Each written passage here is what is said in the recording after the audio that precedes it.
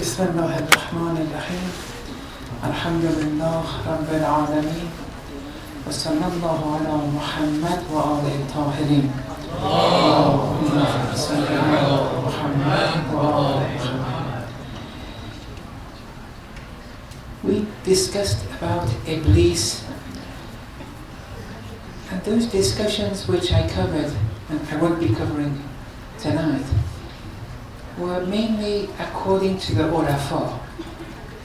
The theologians may have an other understanding of Iblis.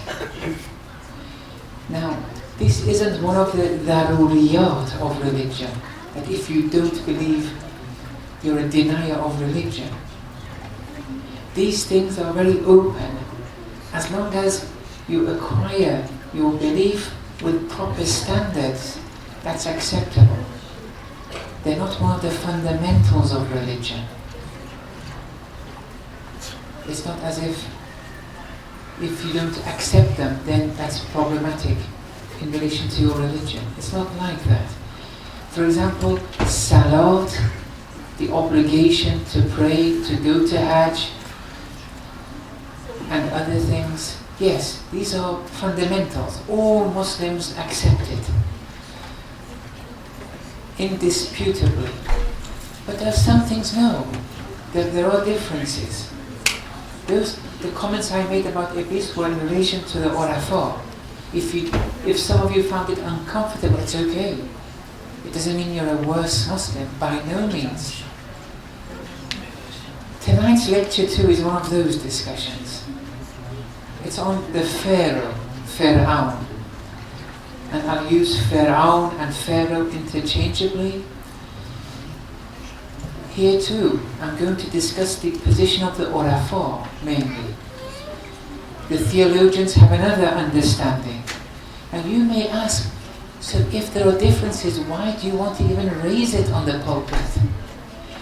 The reason is because within this understanding there are important ethical prescriptions underlying it. And those ethical prescriptions are important for me and you to learn in our lives. Whereas with other understandings, that delicate point is not apparent. So there is some use here. But again, if you find it a bit problematic what the Urafa say in relation to Pharaoh, then don't worry about it. Your aqaid isn't compromised in any way. Okay, now in chapter 55 verse 60, an important principle, equation is given in the Holy Quran. Hal jaza'u al-ihsani illa al-ihsan. Is the recompensation, is the reward of benevolence anything but benevolence? Is that clear? Is the recompensation, the rewarding of benevolence anything but benevolence? Will Allah reward benevolence with anything but benevolence? That's the equation.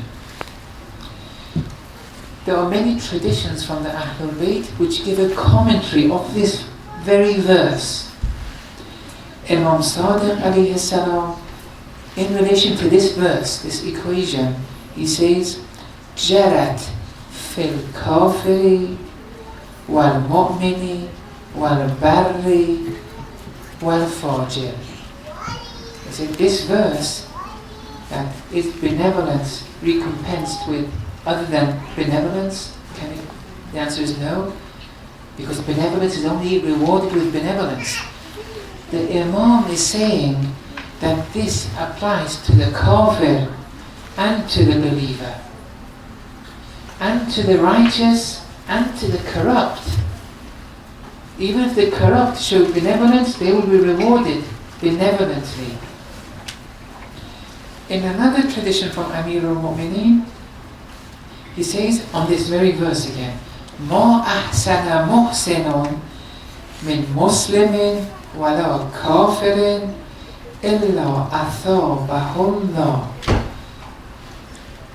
a righteous person does a righteous action, or when someone does a righteous action, not necessarily a righteous person, when someone does a righteous action, muhsin, be they Muslim or Kafir, Allah will reward them. Athabahullah. Allah will reward them. Now, this reality, when we go in the life of Pharaoh, we see many points which are important to bear in mind. Because Pharaoh had a lot of good traits too. So let me make this clear from the very beginning. Pharaoh was a bad man. He killed, and he will go to hell.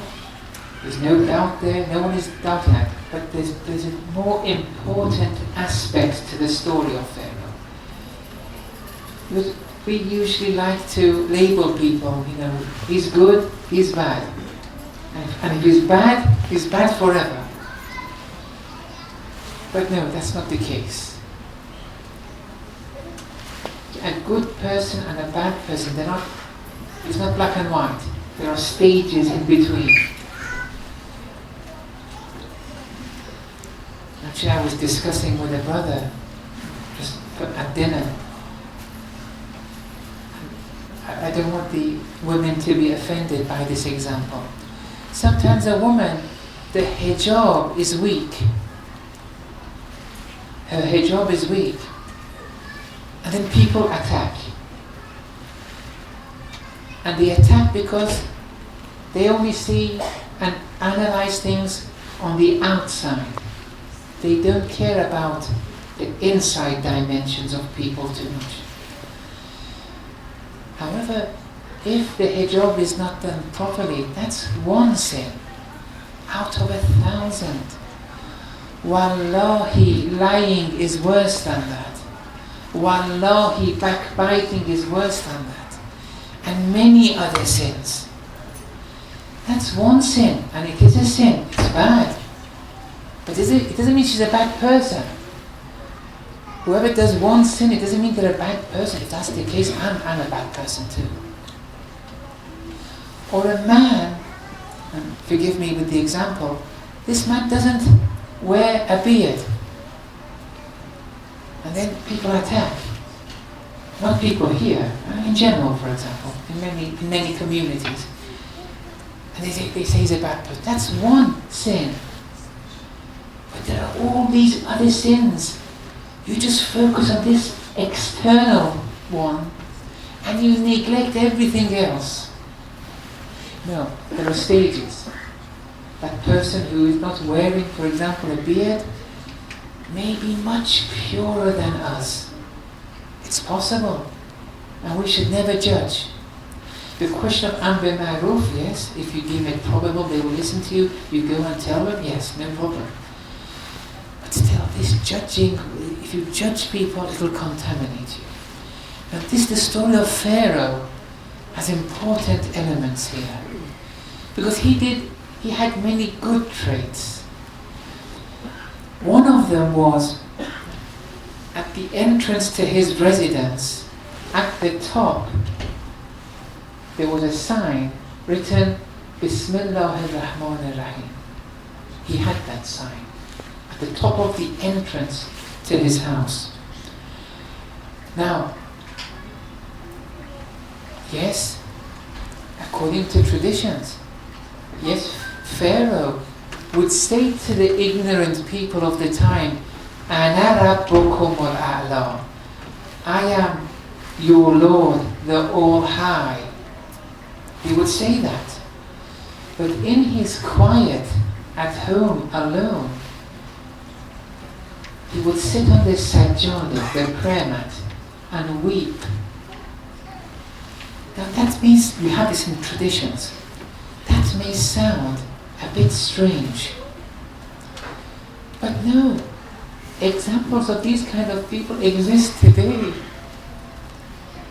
Where in front of the ignorant they say something, that I am your master, you have to obey me.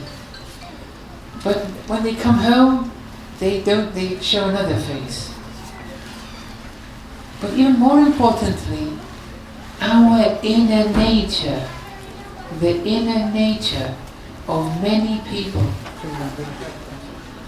the inner nature of many people, even though they don't utter it verbally, most people, me and you, are saying, Ana Rabbukumul A'la, even if we don't utter it verbally.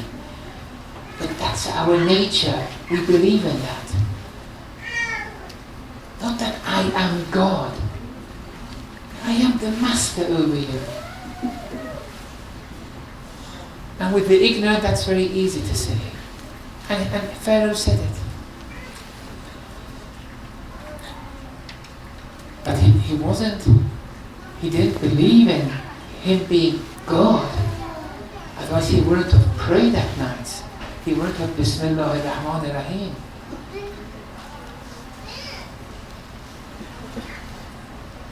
And then we'll come to the verse in the Quran. He was a Muslim. Another of his good traits was he would feed a lot of people in their hundreds. He had a kitchen, a public kitchen, and he would feed and feed and feed the poor and needy. Amir al-Mu'mineen alayhi salam said this wasn't an ordinary feeding.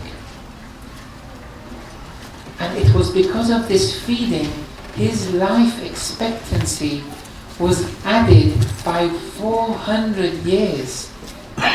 That's not normal. We don't have many examples of that.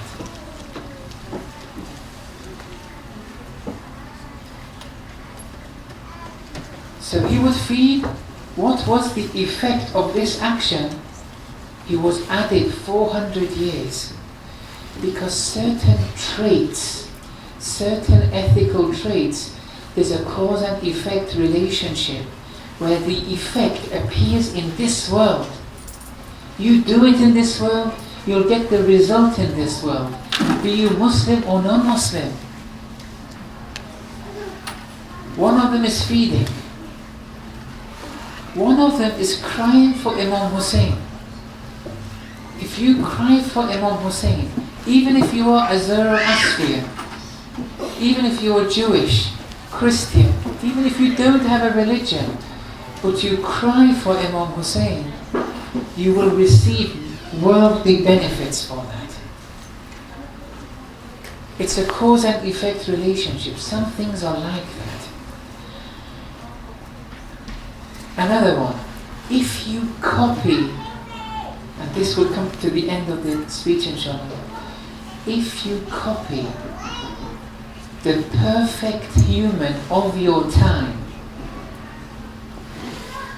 if you simulate the perfect human, Insan al-Kamil, of your time, for example the Holy Prophet, and those today, or even if they're not so, but they're perfect. If you copy them, even if you're not a Muslim, it will have benefits for you. And those benefits, there are stages.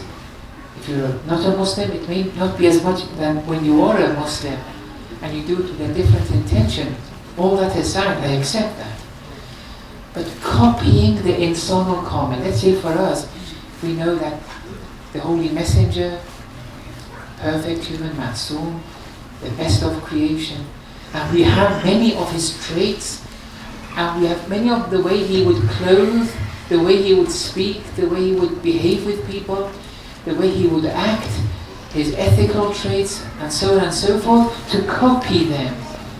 To copy them. Even if you're not a Muslim, yes, there'll be benefits for that. And Pharaoh would feed a lot. And in the stories are related in history and in the traditions, that one day he didn't and stopped feeding. They say Jibreel came, took the erased the Bismillah ar-Rahman ar-Rahim sign at the entrance, and Pharaoh died. This means that that equation, that cause and effect, it came to an end. Another of Pharaoh's good traits was that he was extra protective in relation to one's family. For example, one's wife. He wouldn't let non-mahram see the wife in a compromising position, for example. He was a bit extra protective, although being extra precautionary, that's not always good, because one may acquire kind of waswas and it can make life difficult at home and so on and so forth, but this has been narrated in the traditions. And another of his traits, but my main discussion tonight is something else. I'm just going through the different stages here. But one last trait I want to mention, he was Sahlul Hijab. If someone wanted to speak with him or raise an issue with him, it was very easy. Today, with scholars, I'm speaking about myself, when someone wants an appointment with me, yes, first of all, I usually don't allow more than 1 hour because I get tired and it's difficult for me. And also, I don't say come right now. I'm open right now. Some very grand scholars, they don't even have any, you can't even have access to them. You have to go through 10 or 20, preliminary people before you get to that person. And even then, when you raise the issue, they may say, no, we can't help you. Pharaoh, though, whoever wanted access to him to raise an issue, it was easy. It was Sahlul Hijab. And the reason why being Sahlul Hijab is good, because Allah is Sahlul Hijab. Allah is open to me and you, 24/7. Whenever we want anything, we go to Allah. Why do we go to creatures? We have a problem, we go to Allah. He's free, 24/7. The 12th Imam, he hears what you have to say. He's free, 24/7. These people are celestial. So one should never be disappointed if they're not given time, or they're given time at a later period. Don't put your hope in people. But anyway, this is one of the good traits he had. Now, I want to go through 4 verses of the Holy Quran before we get to the main point here. In chapter 28, verse 40, فَأَخَذْنَاهُ وَجُنُودَهُ, and we seized him. Allah is saying that we seized Pharaoh and his army. فَنَبَذْنَاهُمْ فِي الْيَمِّ, and we threw them into the sea. فَانظُرْ كَيْفَ كَانَ عَاقِبَةُ الظَّالِمِينَ, so see what was the fate of the wrongdoers. So here it's very explicit that they did a wrongdoing, Allah threw them into the sea. It wasn't one of those divine punishments, like with the people of Lut, where sometimes a punishment is a divine punishment. It's abnormal. The surface area of the earth capsizes. Or it's a certain kind of earthquake. It's not a normal earthquake. Or for example, if it rains in a particular manner, it rains with stones. It's something abnormal. This wasn't one of those, but still, it was a result of their wrongdoing that they received. That's one point. Each of these verses is a particular point. That's why I'm mentioning them. You keep these points in mind till we come to the end, inshallah. So here it's a cause and effect relationship. They did the dhulm, the result was this. Chapter 17, verse 103. فَأَرَادَ أَن يَسْتَفِزَّهُمْ مِنَ الْأَرْضِ, and he, Pharaoh, willed to drive them away from min al-ard, from the land. As a result of that, therefore, or so, or then, فَأَغْرَقْنَاهُ وَمَنْ مَعَهُ جَمِيعًا. Then, as a result of what they wanted to do, we drowned them and those with them, all of them. Here the Quran is explicit. All of them were drowned. If there are exceptions to this in the Quran or in authentic traditions, then they're exceptions, if they exist. Otherwise, if they don't exist, all of them were drowned. Bear that in mind. Chapter 43, verse 55. فَلَمَّا آسَفُونَا, and when they angered us, Pharaoh and his people, as a result of what they wanted to do, انتقمنا منهم, we took our revenge, فأغرقناهم أجمعين, and then we drowned them all. Again here, we drowned them all. So here, it's not a divine punishment, it's a cause and effect. This action, they did it, and we punished them with this drowning. Okay, now the next verse, this is the last that we want to mention. This is where the main points now arise. It's chapter 10, verses 90, 91 and 92. These three verses. وَجَاوَزْنَا بِبَنِي إِسْرَائِيلَ الْبَحْرَ. So we took Bani Israel, the tribe, across the sea. We took them across the sea. Everyone knows the story. فَأَتْبَعَهُمْ فِرْعَوْنُ وَجُنُودُهُ. Pharaoh and his army, they followed suit. They followed to get them. Pharaoh headed it, Pharaoh and the army. Pharaoh himself was at the head. بَغْيًا وَعَدْوًا, and they were following them to get them in tyranny and with aggression. حتى, until إِذَا أَدْرَكَهُ الْغَرَقُ, until drowning, when drowning overtook them. Now, they're still not all dead. They're in the process of being drowned now.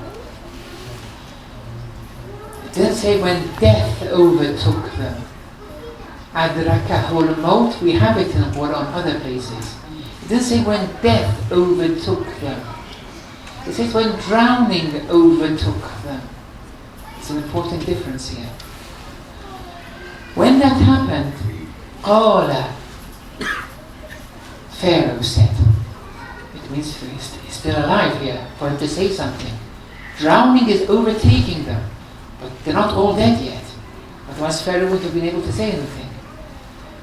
Drowning is overtaking them. Pharaoh said, Amantu, I believe, I have iman, not aslamtu, amantu. Here the delicate parts are starting now. To say I have Islam, to be a Muslim, that's easy. And he was a Muslim already. Because he believed in God, although he didn't show it to the people. Because of power. And for the people it was, Ana Rabbukum A'la. But he was a believer. But now, he says, I have iman. To who? That, to what? Annahu. That. La ilaha. There's no God. Illa alladhi amanat bihi banu Israel wa ana min al-muslimin. I believe the fact that there's no God, but that God which Bani Israel believe in. And I'm one of the Muslims. Then Allah starts the dialogue. He says, Al-ana, now? Okay. He says, now? Let's now take a pause. Let's go to another verse of the Quran. before we continue with that. Remember the verse 49-40? I'm sure you've heard of it all. قالت الأعراب آمنا. The A'rab, the Bedouins, they said, we believe in Allah. We have Iman in Allah. Does Allah remain silent here? No. If Allah remained silent, yes, they would have been regarded as mu'mineen. But here Allah does not remain silent. Allah says, all, say, O Messenger, to them, Lam tu'minu, you don't have Iman. Walakin qulu aslamna. Rather, say, I have Islam. Say, we have Islam. Don't say, we have Iman. وَلَمَّا يَدْخُلِ الْإِيمَانُ فِي قُلُوبِكُمْ. Faith hasn't entered their hearts. So they're still Muslim. And say we are Muslim, but don't say we're believers. Don't say we are mu'mineen, because faith hasn't entered your hearts. But here Allah spoke against that statement.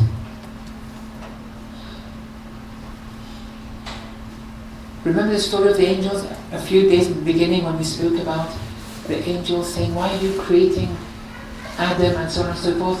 Allah came out and said, look, you don't know, you don't have knowledge. Allah didn't remain silent there. Remember when the angel said that Lady Maryam was preceded all the women of all worlds? Here Allah remained silent. Because there, since the angels, the Quran is quoting the angels, maybe the angels didn't understand the truth there. Because we said they never muqassir, but they can be muqassir. I don't want to repeat everything again here too. But the point there was, if Allah remains silent, it's haq.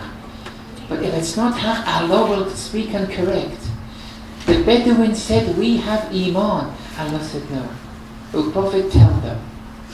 Just say Aslam now. We have Islam. Now here, Pharaoh is saying, I have Iman. Is Allah going against it or not? All Allah says it's now, and then he continues, وَقَدْ أَسَيْتَ قَبْلُ. Verily you rebelled before. وَكُنْتَ and you were مِنَ الْمُفْسِدِينَ, of the corrupt people. And he still is. But he's saying, now, you're believing, have Iman. But he didn't say, no, you don't have Iman. In chapter 40, the last 3 verses, there, when death was overtaking them, they said, we have faith. Allah there corrected them, said, no, this faith didn't benefit them at all. You see, Allah didn't remain silent there. I don't want to go, but it's the last 3 verses of chapter 40. Allah doesn't remain silent. Here, does Allah remain silent? No. But is He semi-silent? He says, now? He didn't say, no, don't say you have faith. You don't have faith, you're lying. He's saying, no, it won't benefit you. He doesn't say that either. He says, now? But you used to rebel, you used to be a wrongdoing person, you were corrupt. And then Allah continues. He says, فَالْيَوْمَ. Therefore, today, as a result of what Pharaoh said, today, نُنَجِّيكَ بِبَدَنِكَ. We are saving you, Pharaoh, بِبَدَنِكَ, with your body. Pay attention to this, because many interpretations are focusing on other areas, and those interpretations are okay, but they don't have this depth. One of the Urafa, I'm just quoting this Arif, and I'm just scared to give the names because I'm not sure if everyone has heard of this particular Arif, but he's legitimate amongst the Urafa. But when I give a name of an Arif, people then quickly go and research it nowadays because it's very easy to Google names and everything. And then they become excited to read the other stuff of the Orif, which may be difficult for them to understand. I've seen it so many times. It's happened so many times that I'm scared to mention it now. Unless for people who are a bit safe to work with. In public it's a bit difficult now. And that was my fault too. But anyway, I'm going to say today, therefore, today, we are saving. Look, it's in the present tense. Munajika. We are saving you, Pharaoh. Bibadanek, with your body. Litakuna liman khalaqak ayatan. So that you be a sign for those following you. Who was following him? This is the delicate point that maybe interpretations have missed out. Because what many scholars have said is that those future generations of people, including me and you, Pharaoh is a sign for even me and you. So we know that this was his aqibat, this was his fate. And that's okay. But these mummies that we have, how do we know they're Pharaoh? How do we know this is this specific Pharaoh? If scientifically that is proven, of course we accept too. Islam is never anti-science. Hand in hand. Science is part of religion. If that was proven beyond doubt, no problem. That can be a valid interpretation, but it's not proven. How can you prove that this particular Pharaoh mummy is that Pharaoh which happened within which this context, the story arose? That's very difficult to prove. If it was proven, okay. So when it says a sign for those following you, they regard following you as even future generations like me and you. And that's not a problem, as long as that's established. But it's still speculation. And we don't have to go too far. Let's just take the literal meaning of the verse. Who was following Pharaoh? His junud, his army was following him. We are saving you, Pharaoh, with your body, so that you can say what you said, and that is a sign for those of your army. But no one followed him. No one said La ilaha illallah amongst the army. Pharaoh had a period of time. He said it. He said, I have faith. His body was kept for a period of time. Allah was saving it as a sign for those who were following. As a sign for those who were following. But they didn't pay heed. Yes, Pharaoh did drown. And he has to be punished. He has to go to hell.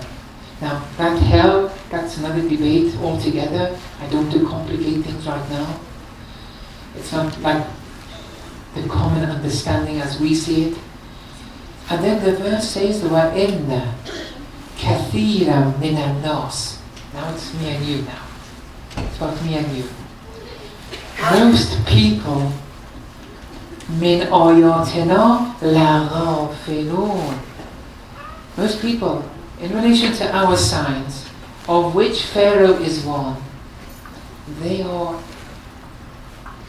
oblivious. They are oblivious to this. Then what's the ethical lesson? Never lose hope in Allah. Never have yas. Even if you are a Pharaoh type figure, people are oblivious of this Pharaoh sign that Allah assigned. Whenever you're going to have yas and despair, always recall this story. Most people don't, and they fall in their despair, and they fall spiritually. No. The one says most people are ghafil, are oblivious to this. It says don't be. This is an important sign, what happened with Pharaoh. And we also have to pay heed to it. وصلى الله على محمد